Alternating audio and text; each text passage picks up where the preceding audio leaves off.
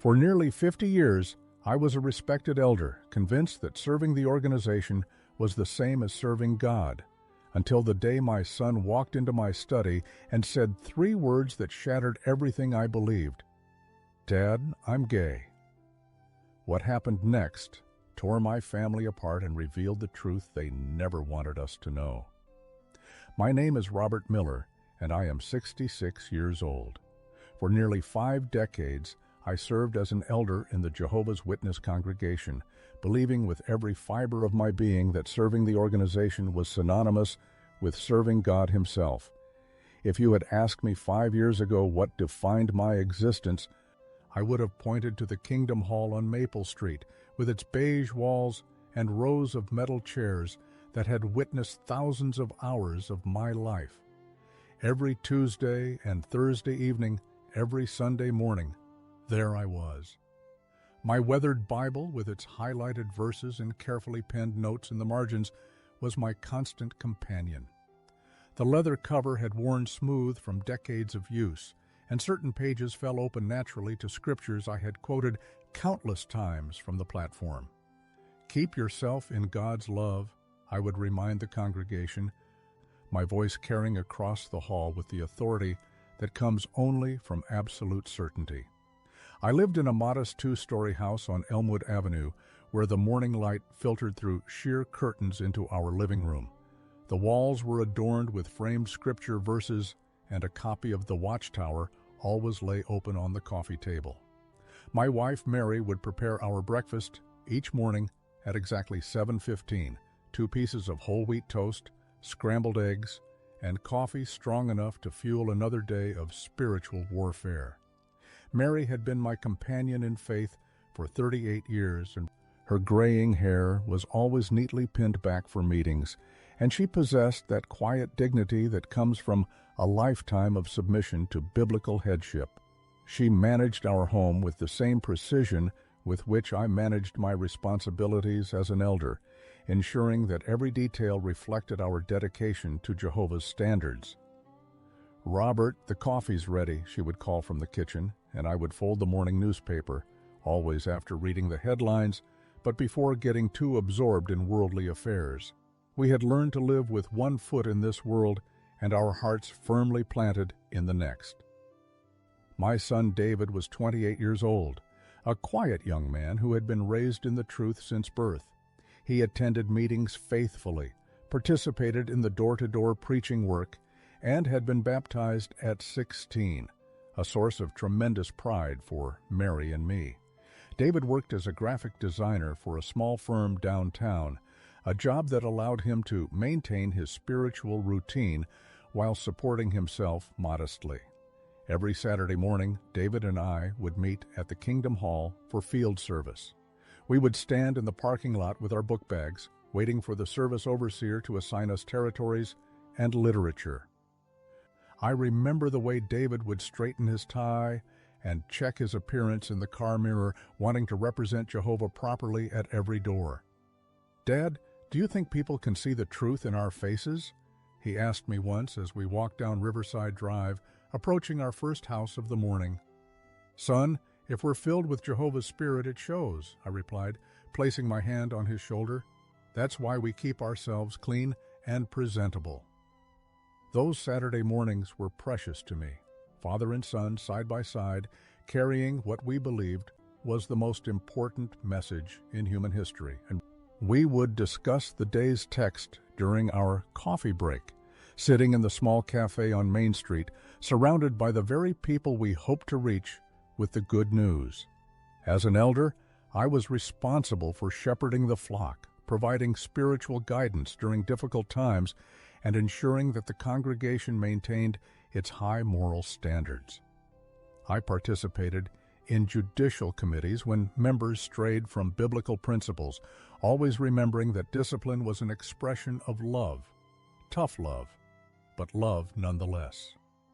"Brother Miller," the circuit overseer had told me during his last visit, "you have a gift for helping people see the spiritual implications of their choices. The organization needs more men like you." I carried those words like a badge of honor, to be recognized as spiritually mature to be trusted with the weightiest decisions affecting people's eternal salvation. This was the culmination of everything I had worked toward since my own baptism at 19. My typical week was structured around spiritual activities. Monday evenings were reserved for personal study and preparation for the upcoming meetings. Wednesday evenings often involved shepherding calls, visiting congregation members who needed encouragement or correction. Friday evenings were for family worship, where Mary, David, and I would study biblical publications together, discussing how to apply scriptural principles in our daily lives. The family that prays together stays together, I would remind David, though lately I had noticed him becoming quieter during our study sessions.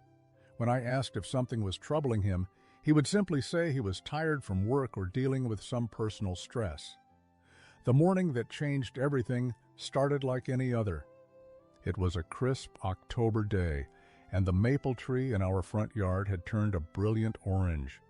I was in my study, preparing for an upcoming elders meeting, when I heard David's footsteps on the stairs. Usually he would call out a greeting and head to the kitchen for breakfast, but this time the footsteps stopped outside my door. "Dad, can I talk to you?" Something in his tone made me look up from my Bible. David stood in the doorway, his face pale, his hands trembling slightly. In 38 years of fatherhood, I had learned to read the subtle signs of distress in my son's face, and what I saw now sent a chill through my heart. "Of course, son. Come in." He closed the door behind him and sat in the chair across from my desk, the same chair where we had discussed his baptism, his career choices, his spiritual goals. But today everything felt different. The air seemed heavier, charged with an electricity I couldn't identify. David looked at his hands for a long moment, then raised his eyes to meet mine. When he spoke, his voice was barely above a whisper. "Dad, I'm gay." The words hit me like a physical blow. Time seemed to suspend itself in that small room, with its shelves full of biblical literature and its walls covered with photographs of assembly conventions and family gatherings. I heard the clock ticking on the wall, heard a car door slam somewhere down the street, heard my own heart hammering against my ribs. I stared at my son, this young man I had raised in the truth, had taught to pray, had baptized in the symbol of his dedication to Jehovah, and felt the ground shifting beneath my feet. The silence that followed David's confession stretched between us like a chasm that had opened in the earth itself. I watched my son's face, searching for some sign that this was a misunderstanding, some explanation that would restore the familiar order of our world. But his eyes held a truth I had never wanted to see, and his trembling hands spoke of a burden he had carried alone for far too long. "How long have you known?" I asked, my voice barely audible. "Always, Dad. Since I was 12, maybe 13. I kept thinking it would go away, that if I prayed hard enough, studied more, threw myself deeper into the truth." His words trailed off, and he looked down at his hands, but it never went away. It just got stronger. I felt as though the walls of my study were closing in around me. This room had witnessed countless hours of spiritual preparation, prayer, and meditation. The bookshelf behind me held decades of Watchtower publications, each one containing guidance for every possible situation a Christian might face. But none of them had prepared me for this moment. My mind raced through the scriptures I had memorized, the organizational procedures I had followed, the judicial committee meetings where similar cases had been discussed in hushed clinical terms. Romans 1:26-27 rang in my ears, disgraceful sexual appetites, error contrary to nature. The words felt heavy and cold, like stones dropping into my chest. But this was David, my David, the little boy who had sat on my lap during family worship, who had raised his hand eagerly during the Watchtower study, who had stood beside me at baptism conventions with such pride in his eyes. How could those ancient words apply to the young man sitting across from me, whose greatest sin had always been leaving his coffee cup unwashed. "Have you acted on these feelings?" I asked, though the question felt like swallowing glass. David shook his head quickly. "No, Dad. I've never been with anyone. I've tried dating sisters from the congregation, but it felt wrong, like I was lying to them and to myself. I couldn't do that to them." There was something almost tragic in his consideration for others, even in the midst of his own torment. Here was my son, raised to be honest and compassionate, suffering in silence rather than deceive innocent young women. The contradiction between his character and what the organization taught about homosexuality began to create fractures in my certainty. "David, you know what the Bible says about this? What the organization teaches." "I know, Dad. Believe me, I know. I've read every article, listened to every talk, prayed until my knees were raw. Do you think I chose this? Do you think I wanted to feel this way?" The anguish in his voice cut through me like a blade. This was not the voice of rebellion or worldly corruption. This was the voice of a young man in spiritual agony, wrestling with forces beyond his control. I thought about David's childhood, searching for signs I might have missed, choices that had led to this moment. He had been a model witness child, studious, obedient, eager to please. He had never shown interest in worldly pursuits that might corrupt his thinking.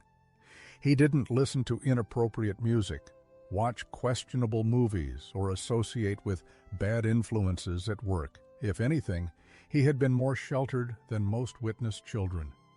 "Your mother doesn't know?" I asked. "No, you're the first person I've told."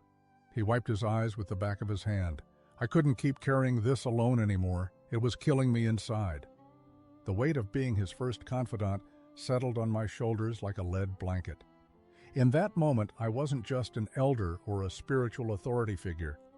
I was his father, the person he had trusted with his deepest secret, his greatest fear. A knock at the front door interrupted our conversation. Through the window, I could see Brother Harrison's familiar silhouette on our front porch. He was one of the other elders, probably stopping by to discuss preparations for next week's circuit overseer visit. "Dad?" David's voice was tight with panic. "Go to your room," I whispered. "We'll continue this conversation later." David hurried out the back door of my study, and I heard his footsteps on the stairs. I took a moment to compose myself, running my hands through my hair and attempting to arrange my face into something resembling normalcy. "Brother Miller." Brother Harrison greeted me warmly when I opened the door. "Hope I'm not interrupting anything important." "Not at all, Frank. Come in." Brother Harrison was a few years younger than me, a devoted elder who had served faithfully for nearly 20 years. His wife had battled cancer the previous year, and our congregation had rallied around their family with the kind of support that made me proud to be part of the organization. He was a good man, sincere in his faith, someone I considered a close friend. "I wanted to talk about the arrangements for Brother Caldwell's visit next week," he said, settling into our living room. "You know how thorough he is with his reviews of congregation activities?" We spent 20 minutes discussing schedules, arrangements, and the various reports that would need to be prepared. Throughout the conversation, I found myself studying Frank's face, wondering how he would react if I told him what I had just learned about David. Would he offer comfort and understanding, or would his training as an elder immediately kick in, triggering the organizational protocols for dealing with sexual immorality? "Robert, you seem distracted," Frank observed. "Everything all right?" For a moment I considered confiding in him. Frank was compassionate, level-headed, someone who had always prioritized people over procedures. But then I remembered the judicial committee meetings we had participated in together, the times we had sat in judgment of congregation members whose private struggles had become public scandals. The machinery of organizational discipline was swift and merciless, even when operated by good men with sincere intentions. Just tired, I suppose. It's been a long week. After Frank left, I sat in my living room, staring at the framed photograph on the side table that showed David at his baptism. He was 16, emerging from the pool with water streaming down his face and joy radiating from his smile. The brother giving the baptism talk that day had spoken about making a dedication to Jehovah without reservation forever. Forever. The words seemed to mock me now. Mary called from the kitchen that dinner was ready, but I couldn't bear the thought of sitting at our table, pretending everything was normal while this secret burned between David and me. I told her I wasn't feeling well and would eat later. That evening, David didn't come downstairs for our usual family worship. Mary asked if he was feeling all right, and I told her he was dealing with some work stress. The lie came easier than I had expected, and that frightened me almost as much as everything else. Alone in my study that night, I opened my Bible to the familiar passages about marriage, family, and sexual morality. But for the first time in my adult life, the words seemed to conflict with the reality sitting in the bedroom above me. The scriptures spoke of choice, of turning away from sinful desires through prayer and study. But David's tears had spoken of something deeper than choice, something more like an intrinsic part of his being that he had spent years trying to pray away. I found myself remembering conversations with other elders about homosexuality in the congregation. We had discussed it in clinical terms, as an issue to be managed, a problem to be solved through discipline and spiritual correction. We had never talked about it in terms of sons and daughters, of young people we had watched grow up and loved as our own children. Brother Thomas, one of the senior elders, had often said that homosexuality was simply the result of selfishness and lack of spiritual discipline. People choose to indulge these desires because they're not willing to do the hard work of submission to Jehovah's standards, he would declare with absolute certainty. But David had been doing the hard work. He had been praying, studying, serving, sacrificing. If spiritual discipline was the cure, my son should have been healed years ago. As I sat there in the growing darkness, with only my desk lamp illuminating the pages of my Bible, I felt something I had never experienced before in all my years as a witness. Doubt. Not about God exactly, but about the organization's interpretation of God's will. For the first time, I began to wonder if there might be a difference between the two. The grandfather clock in our hallway chimed midnight, but sleep was impossible. I knew that tomorrow would bring new challenges, difficult conversations, and choices that would reshape our family forever. But tonight, I simply sat with the revelation that my son was gay, and tried to reconcile that truth with everything I had been taught to believe. The next morning arrived with the kind of gray, heavy sky that seemed to mirror the weight pressing down on my chest. I went through my usual morning routine, coffee at 7:15, toast with Mary, the brief scan of headlines, but nothing felt normal anymore. Every ordinary gesture felt like play acting, as though I were performing the role of Robert Miller, devoted elder, while my real self sat trapped somewhere deep inside, wrestling with questions I had never been allowed to ask. David came downstairs for breakfast, his eyes still puffy from a sleepless night. Mary chatted about her plans for the day, mentioning a shopping trip with Sister Johnson and preparations for next week's circuit assembly. She didn't notice the way David and I avoided looking directly at each other, or how we both seemed to be holding our breath. "David, you're awfully quiet this morning," Mary observed, setting down her coffee cup. "Just tired, Mom. Work has been stressful lately." The lie came so easily, and I found myself wondering how many other lies we would need to tell, how many secrets we would need to keep, how many small deceptions would be required to protect this enormous truth. After Mary left for her shopping trip, David and I found ourselves alone in the kitchen. The silence stretched between us until it became unbearable. "Dad, about yesterday—" "We need to talk more," I said quietly, "but not here. Too many ears in this neighborhood." We drove to Riverside Park, 20 minutes outside town, where families came for picnics and children played on swings while their parents watched from wooden benches. It seemed like neutral ground, a place where we could speak openly without the walls of our house bearing witness to words that could never be taken back. "How certain are you?" I asked as we walked along the path beside the river. "As certain as you are that you love Mom," David replied without hesitation. "Dad, I've tried everything. I've prayed until my knees were raw. I've fasted, studied, thrown myself into the ministry work. I've dated sisters from 3 different congregations, hoping I could force myself to feel something. But it's like trying to make yourself hungry when you're already full, or tired when you're wide awake. You can't change something that fundamental about yourself." We sat on a bench overlooking the water, and David told me about years of silent suffering I had never noticed. He spoke of watching other young men in the congregation date and marry with such ease, while he felt like he was observing from behind glass. He told me about the sister he had dated for 6 months, Sarah Morrison, a sweet girl who had clearly expected a marriage proposal. "I kept thinking that if I could just commit to the relationship, the feelings would follow," David said. "But Sarah deserved better than a husband who was pretending to love her. I broke up with her, and she cried.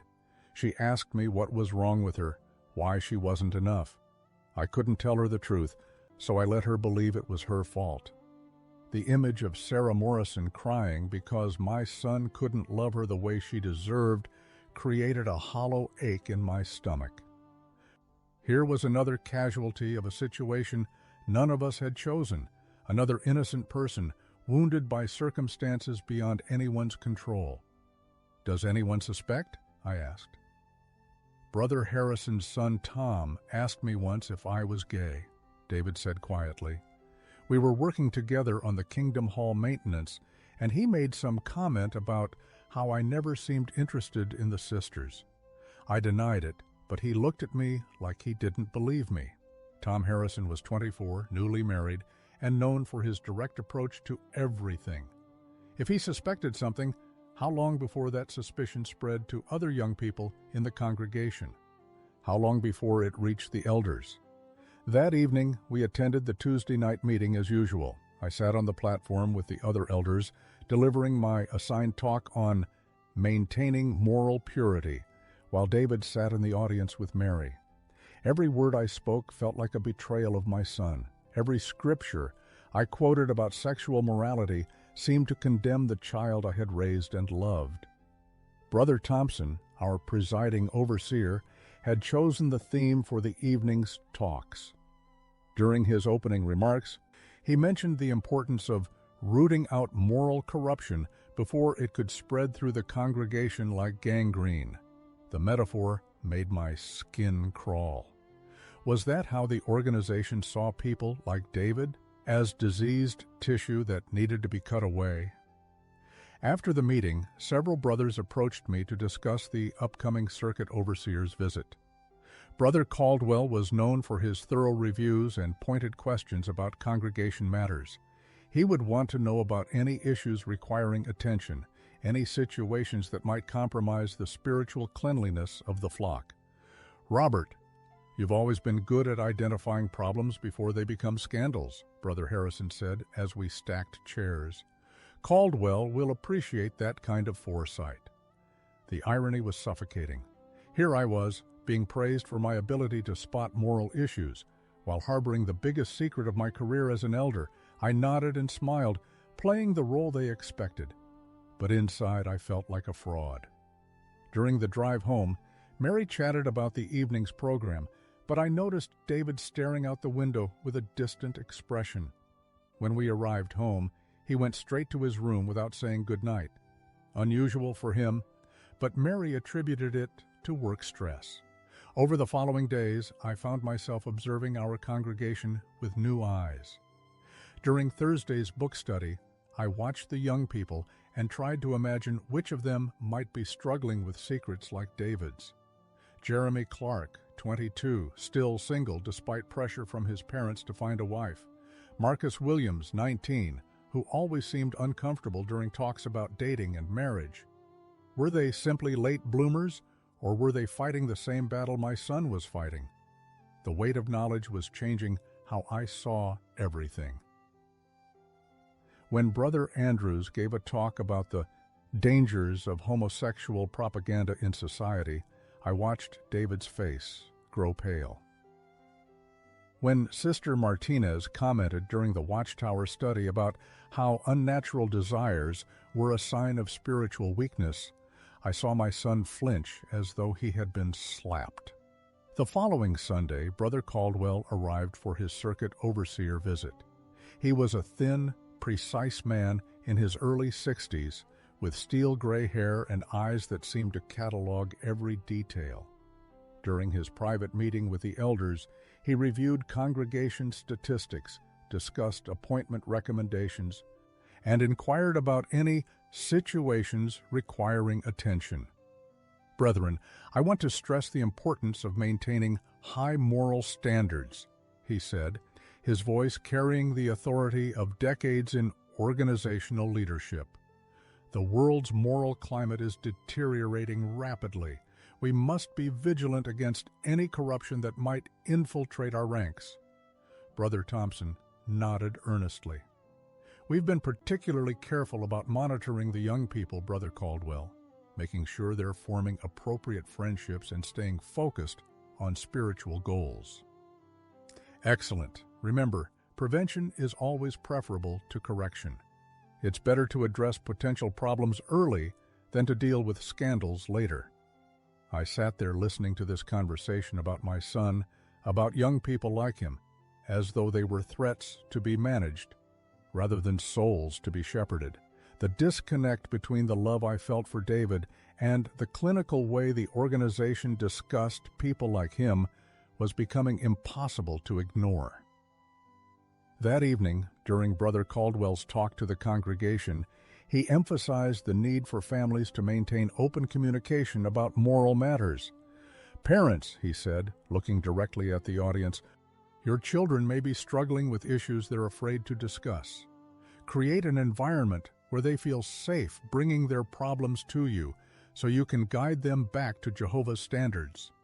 The irony was crushing. David had brought his problem to me, had trusted me with his deepest secret, and the organization's solution was to guide him back to something he had never left. The standards weren't the problem. David's nature was being defined as the problem. After the meeting, Brother Caldwell made a point of speaking with several families privately. When he approached Mary and me, I felt my pulse quicken. Brother Miller, I've heard excellent things about your family, he said warmly. Your son David seems like a fine young man. It's wonderful to see young people who are serious about their dedication to Jehovah. Thank you, Brother Caldwell. We're very proud of David. I hope he's considering additional privileges soon. Young men like him are the future of the organization. David stood beside us, nodding politely at the praise, but I could see the tension in his shoulders, the way his hands were clenched at his sides. He was being held up as an example of everything the organization valued, while secretly knowing he could never be what they expected him to be. Later that week, I received a phone call that changed everything. Brother Morrison, Sarah's father, asked if he could speak with me privately about David. My heart began racing as I agreed to meet him at the Kingdom Hall the following evening. Robert, I want to ask you something as one elder to another, Brother Morrison said, once we were seated in the small conference room. My daughter Sarah is still quite upset about her breakup with David. She's convinced there's something wrong with her, that she somehow failed as a Christian woman. I chose my words carefully. David has always spoken highly of Sarah. I think the breakup was simply a matter of compatibility. That's what I thought initially. But Sarah keeps asking questions I can't answer. She wants to know why David never seemed interested in physical affection, why he always seemed distant, even when they were together. She's starting to wonder if there might be other reasons for his lack of interest. The blood in my veins turned to ice water. What kind of reasons? Brother Morrison lowered his voice. Robert, I'm going to be direct with you. Has David ever shown any signs of unnatural inclinations? Sarah mentioned that he never tried to kiss her, never seemed interested in the kind of intimacy that's normal for young couples contemplating marriage. The moment I had been dreading was here. A fellow elder was asking me directly about my son's sexuality, and my answer would determine everything that followed. I could lie, protect David, and hope the suspicions would fade, or I could tell the truth and watch our world crumble. Jim, David is a good Christian young man who takes his dedication to Jehovah seriously. Perhaps he was simply being respectful of Sarah's purity. Brother Morrison studied my face carefully. I hope that's all it is, Robert, but you know as well as I do that if there were any issues in that area, it would be better for everyone if they were addressed sooner rather than later. The threat was subtle but unmistakable. He was telling me that suspicions existed, that others might be watching, that time was running out. I thanked him for his concern and assured him I would speak with David about treating young sisters with appropriate consideration. Driving home that night, I realized we had reached a crossroads. The secret was becoming too large to contain, too visible to hide. Other people were starting to ask questions, make connections, draw conclusions. Soon, we would have to choose between confession and exposure, between voluntary disclosure and involuntary discovery. When I arrived home, David was waiting in my study. He had overheard my phone conversation with Brother Morrison and knew what it meant. "Dad, they're going to figure it out," he said quietly. "What happens then?" I looked at my son, this young man who had trusted me with his deepest secret, who had risked everything by telling me the truth, and realized that the comfortable certainties I had lived with for 50 years were crumbling around us. "I don't know, son, but whatever happens, we'll face it together." Outside, storm clouds were gathering on the horizon, and I could hear thunder in the distance. The simple world of black and white, right and wrong, obedience and apostasy was about to give way to something far more complex and frightening. But as I looked at David, I knew that no matter what the organization demanded, no matter what the consequences might be, I could not abandon the child who had courageously trusted me with his truth. The battle lines were being drawn, and I would have to choose which side I was on. The call came on a Thursday evening, just as Mary was setting the table for dinner. The phone's shrill ring cut through the domestic tranquility of our kitchen, where the smell of pot roast filled the air and David was helping fold napkins. When I answered, Brother Thompson's voice was grave and formal. "Robert, we need you at the Kingdom Hall immediately. There's been a development regarding your family that requires the attention of the body of elders." My blood turned to ice. The moment I had been dreading for weeks had finally arrived. I looked at David, who had gone pale, clearly understanding from my expression that our secret was about to be exposed. "I'll be there in 15 minutes, I said, trying to keep my voice steady. "Actually, Robert, we need both you and David to come. This concerns him directly." The line went dead, and I stood there holding the phone, feeling as though the ground was shifting beneath my feet. Mary looked between David and me, confusion written across her face. "What's going on? Why do they need to see David?" I couldn't find words to explain what I didn't fully understand myself. David stepped forward, his face resigned but determined. "Mom, there's something you need to know before we go." The next 10 minutes were the longest of my life, as David explained to his mother what he had told me weeks earlier. Mary's reaction was everything I had feared: shock, denial, desperate questions about whether this could be changed, cured, prayed away. But underneath the initial panic, I saw something else in her eyes. Love. Fierce, protective, maternal love that no doctrine could erase. "We'll face this together," she said finally, though her voice trembled. "Whatever happens, we're a family."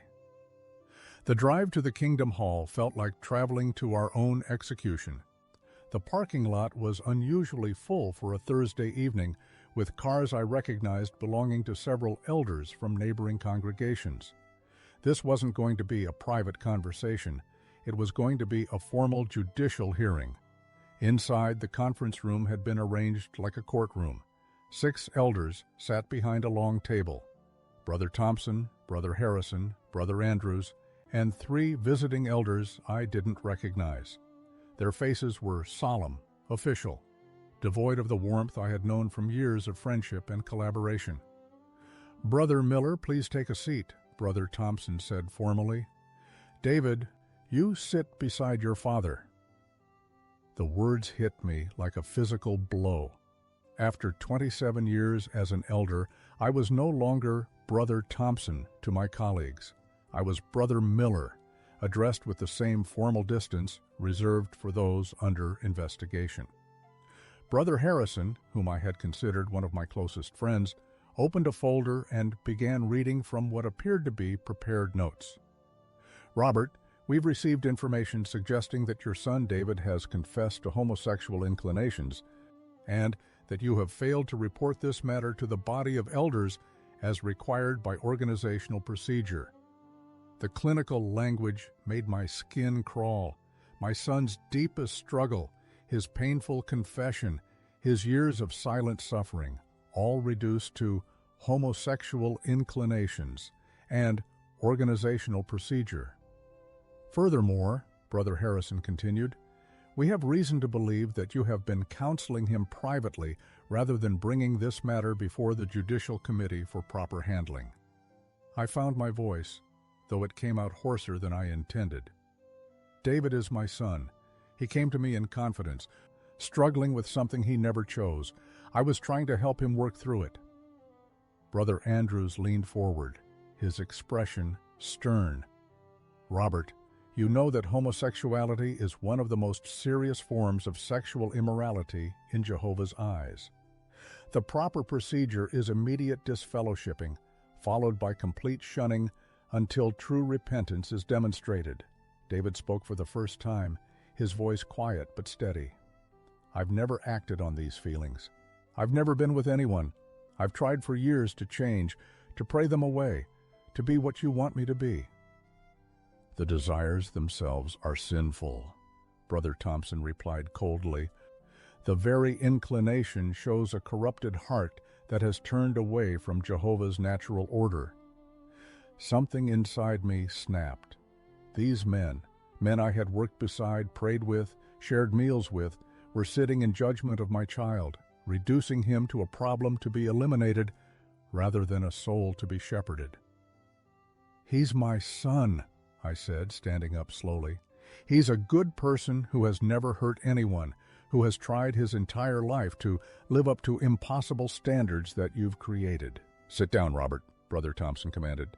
"You're not helping your case with emotional outbursts." But I remained standing. 27 years of unquestioning obedience were crumbling inside me, replaced by something stronger and more fundamental than organizational loyalty. "You want to know what my case is?" I said, my voice growing stronger with each word. "My case is that I love my son. My case is that God made him exactly as he is, and no amount of rules or regulations or judicial committees is going to change that." The room fell silent. The visiting elders exchanged glances, clearly shocked by what they were witnessing. Brother Harrison looked genuinely pained, while Brother Andrews appeared to be struggling with barely contained anger. "Robert," Brother Thompson said slowly, "you need to understand the gravity of what you're saying. You're choosing your son over your dedication to Jehovah. You're putting human emotions above divine law." I looked at these 6 men, these representatives of the organization that had shaped my entire adult life, and suddenly I could see clearly for the first time in decades. They weren't speaking for God. They were speaking for a human institution that had convinced itself it was infallible. "No," I said firmly, "I'm choosing love over fear. I'm choosing my child over your interpretation of what God wants. And if that makes me an apostate in your eyes, then so be it." The words hung in the air like a thunderclap. David reached for my hand, and I felt his fingers squeeze mine with desperate gratitude. Brother Thompson stood up, his face flushed with what looked like genuine anger. "Robert Miller, by your own words you have shown yourself to be in rebellion against Jehovah's organization. You are hereby disfellowshipped from the congregation, effective immediately. You and your son are no longer welcome in this kingdom hall." Furthermore, Brother Andrews added, "Any congregation member who associates with you will be subject to the same discipline." The finality of it hit me like a wave. My entire social world, my identity, my purpose for nearly 50 years, all of it was being stripped away in a single moment.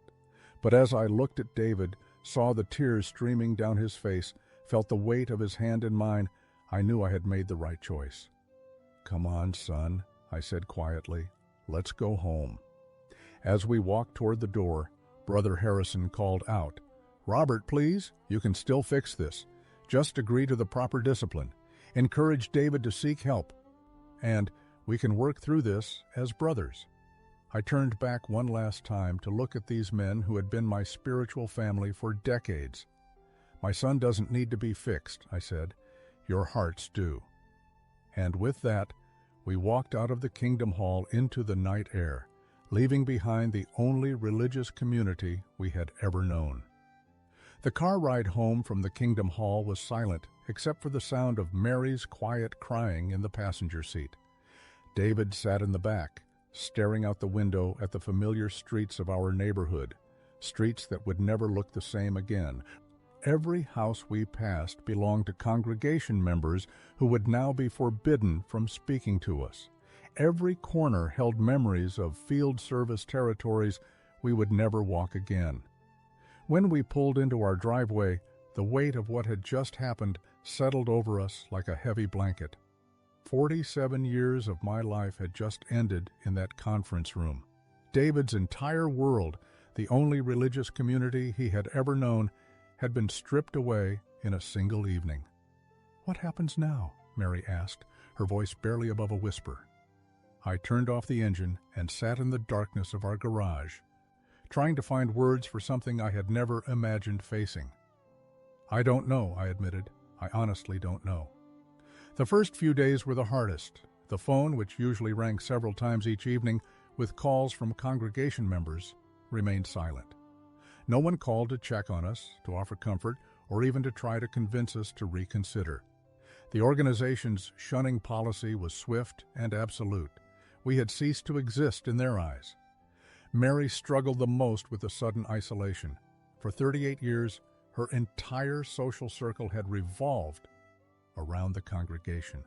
Her closest friends were sisters who would now cross the street to avoid speaking to her. The women she had worked with on assembly preparations, the friends she had shared coffee and Bible studies with, the spiritual daughters she had mentored, all of them were gone overnight. "I keep reaching for the phone to call Sister Martinez," she said one morning over breakfast. "Then I remember that she's not allowed to talk to me anymore." David, surprisingly, seemed to be handling the transition better than either Mary or me. The weight of hiding his secret for so many years had been enormous, and now that it was finally in the open, he appeared almost relieved despite the consequences. "Dad, I want you to know something," he said on the third day after our disfellowshipping. "I would never have chosen for things to happen this way, but I'm grateful that you stood up for me. I've never felt more loved or protected in my entire life." Those words meant more to me than any organizational position or spiritual privilege ever had. The practical consequences began to manifest quickly. Brother Harrison, who had been my closest friend for over 2 decades, drove past our house without acknowledging me when I was working in the front yard. Sister Thompson, who had borrowed our folding chairs for her daughter's wedding just weeks earlier, left them on our doorstep in the middle of the night without a note. Most painfully, my own sister Linda called to inform me that she could no longer maintain contact with us. Linda, who lived 3 states away, but had been my confidant since childhood, spoke to me in the formal, stilted language of someone following organizational instructions. "Robert, you know I love you, but I have to put Jehovah first. Until you demonstrate true repentance and return to the organization, I can't have any association with you or your family. Linda, I'm still your brother. David is still your nephew. We're the same people we were last week. No, you're not. You've chosen to rebel against God's arrangement. I hope someday you'll realize your mistake and do what's necessary to come back. The line went dead, and with it, the last family connection we had within the organization. But something unexpected began to happen in the weeks that followed. Without the demanding schedule of meetings, field service, and organizational responsibilities that had consumed our lives, we found ourselves with time we hadn't had in decades. Time to talk, really talk, about things that mattered beyond organizational procedures and doctrinal interpretations. David began to open up about his years of struggle in ways he never had before. He told us about the nights he had considered suicide, convinced that he was fundamentally broken and could never be the man God wanted him to be. He spoke about the relief he felt when he finally stopped trying to change something that was simply part of who he was. I spent so many years praying to be different, he said one evening as we sat on our back porch.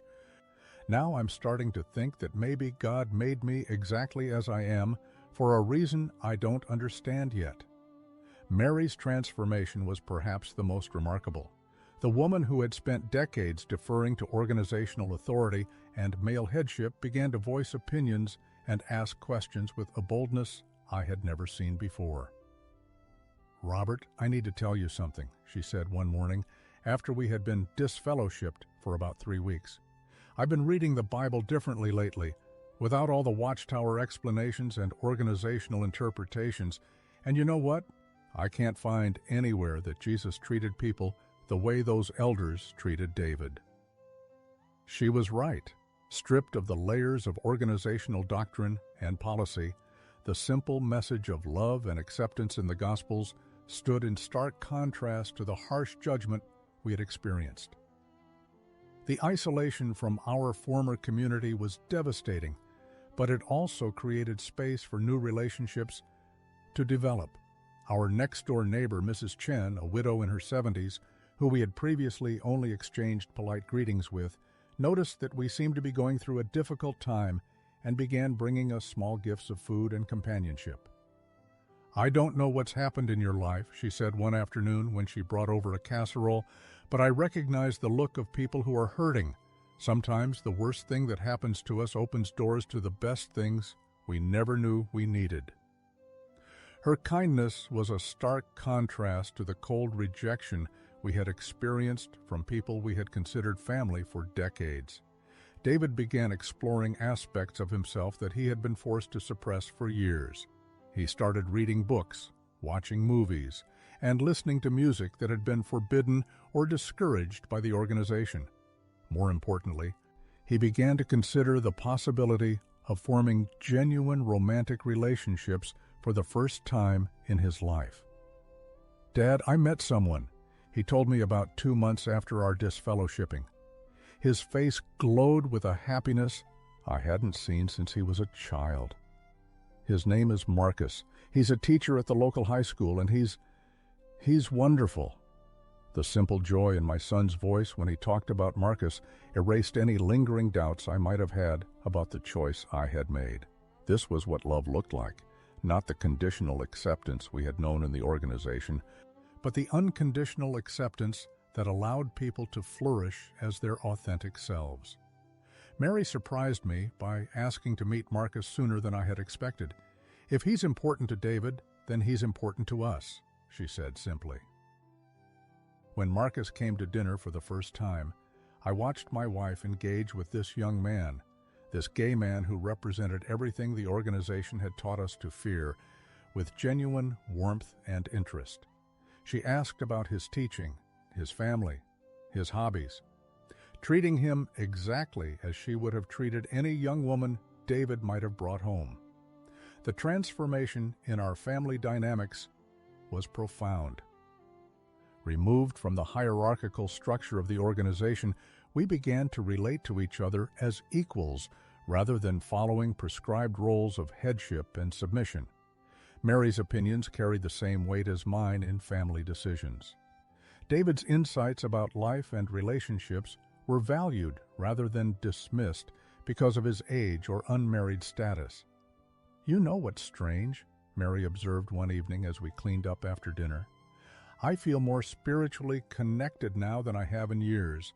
When I pray, it feels like I'm actually talking to God rather than reciting organizational talking points." 6 months after our disfellowshipping, we received an unexpected visitor. Frank Harrison, the elder who had been one of my closest friends, appeared at our door on a Saturday afternoon. My heart leaped for a moment, thinking that perhaps he was reaching out in friendship despite the organizational restrictions, but his purpose was purely official. "Robert, the body of elders asked me to speak with you. They want you to know that if you demonstrate genuine repentance, if you're willing to acknowledge your error and take the necessary steps to discipline David appropriately, there might be a possibility of reinstatement." I looked at this man who had been at my wedding, who had celebrated David's baptism with us, who had shared countless meals at our table, and realized that he was no longer speaking as Frank, my friend. He was speaking as an organizational representative following a script. "Frank, David doesn't need to be disciplined. He needs to be loved and accepted for who he is." "Robert, you're talking like an apostate. Can't you see that Satan has deceived you into putting human emotions above divine law?" The conversation that followed was heartbreaking. This man who knew my family intimately, who had watched David grow up, was unable to see beyond organizational policy to recognize the humanity of the situation. When I refused to consider their terms for reinstatement, he left with a warning that continued association with apostate thinking would only lead us further from the truth. After he left, I found David and Mary sitting together on the couch, holding hands in mutual support. "Are you having second thoughts, Dad?" David asked quietly. I sat down beside them and took their hands in mine. "Son, the only regret I have is that it took me so long to choose you over an organization that doesn't understand what love really means." 5 years have passed since that Thursday evening when we walked out of the Kingdom Hall for the last time. As I sit in my study this morning, surrounded by the same books and papers that once defined my identity as an elder, everything looks the same but feels completely different. The Bible still sits on my desk, but it's no longer weighed down by organizational interpretations and policy manuals. It's just God's Word, simple and clear, speaking about love and acceptance in ways I never noticed during my decades of organizational indoctrination. The morning light streams through the window differently now, softer somehow, less harsh than it seemed in those early days after our disfellowshipping. Mary calls from the kitchen that breakfast is ready, her voice carrying a lightness that has gradually returned over these years of healing. David's laughter drifts up from downstairs, where he and Marcus are looking through photo albums, planning their upcoming commitment ceremony. Yes, David is getting married, not in the legal sense. Unfortunately, the laws haven't caught up with love yet, but in every way that matters to our family. Marcus has become the son-in-law I never expected to have, bringing joy and stability to David's life in ways that fill my heart with gratitude. When David first brought him home, I watched Mary carefully, wondering how she would truly react to this reality she had intellectually accepted. I needn't have worried. The first time Marcus helped her with the dishes, chatting easily about his students and their dreams for the future, I saw her face transform with the simple recognition of his goodness. By the end of that evening, she was showing him family photos and asking about his mother's recipe for cornbread. "He's perfect for David," she said to me later that night.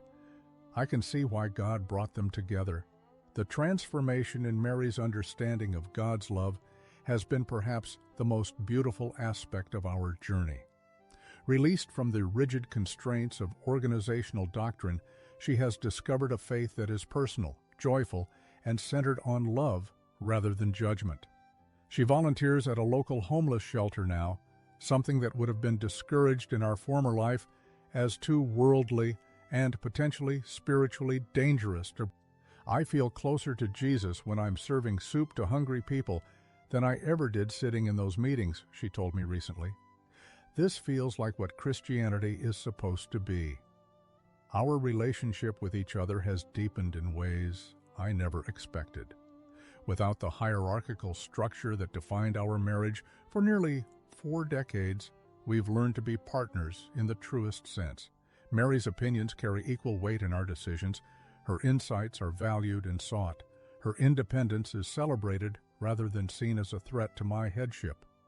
David's transformation has been the most dramatic. The weight of shame and self-hatred that he carried for so many years has lifted, replaced by a confidence and joy that radiates from him.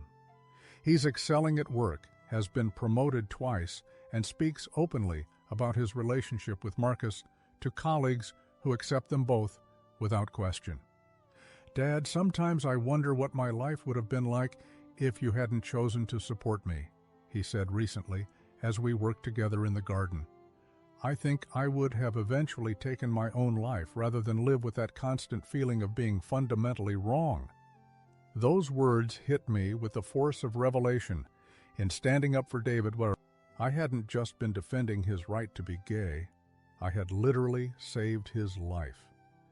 Every judgment I faced, every friendship I lost, every comfortable certainty that was stripped away was a small price to pay for keeping my son alive and whole. The isolation from our former community was devastating for the first year, but it created space for new relationships to flourish. Mrs. Chen, our neighbor, has become one of Mary's dearest friends. The coffee shop owner down the street, learning about our situation through local gossip, made a point of offering David a job when he was between positions. Anyone who chooses love over prejudice is the kind of person I want working for me, he said simply. We've discovered a community of people who were disfellowshipped for various reasons over the years, some for asking questions about doctrine, others for making choices that prioritized human compassion over organizational policy. It's a loose network of individuals who understand the unique pain of religious shunning, but who have found peace and purpose outside the walls of institutionalized faith.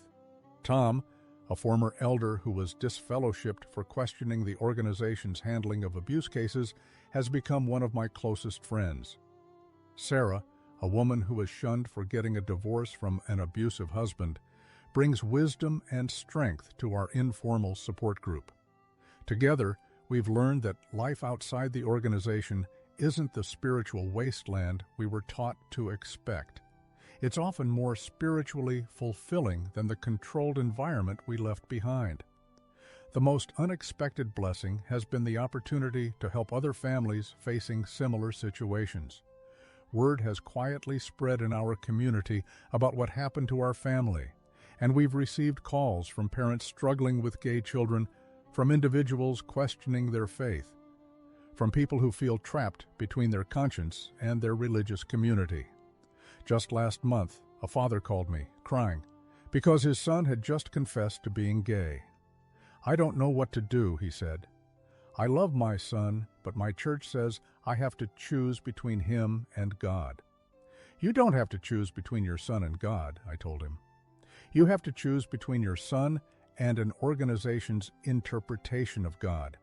And when you look at it that way, the choice becomes much clearer. That conversation reminded me why our painful journey was necessary. Every family we can spare from the agony we went through makes our sacrifice worthwhile. David and Marcus's wedding ceremony is planned for next spring in our backyard, under the apple tree that David used to climb as a child. Mary is helping plan every detail with the enthusiasm of any mother preparing for her son's wedding.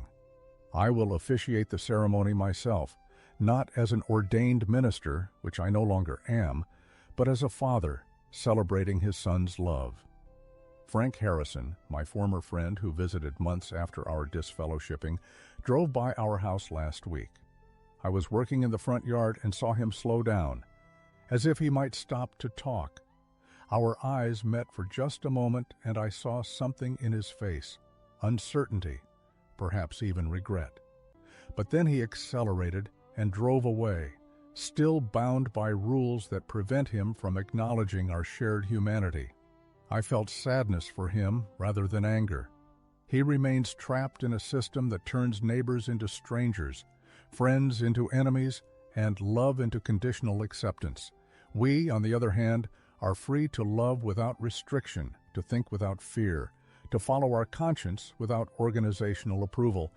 As I finish writing these reflections in my study, I can hear David and Marcus in the kitchen discussing plans for a vacation they're taking next month. Their easy conversation, filled with shared jokes and mutual consideration, represents everything beautiful about committed love. No organization that would condemn such goodness can claim to speak for a God of love. The sun is setting now, painting the sky in shades of orange and gold. Mary appears in my doorway asking if I'm ready for dinner.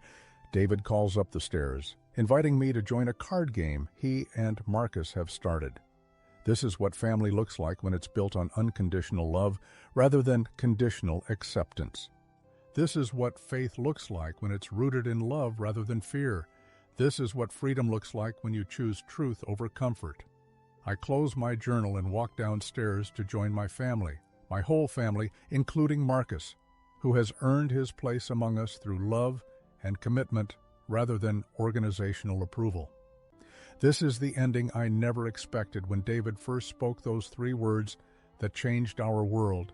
Dad, I'm gay. But it's the ending we deserved, and it's beautiful. This is a real story shared by one of our subscribers. Thank you so much for trusting us. If you also have a story you'd like to share, write in the comments. We'd be very happy to tell your story on our channel.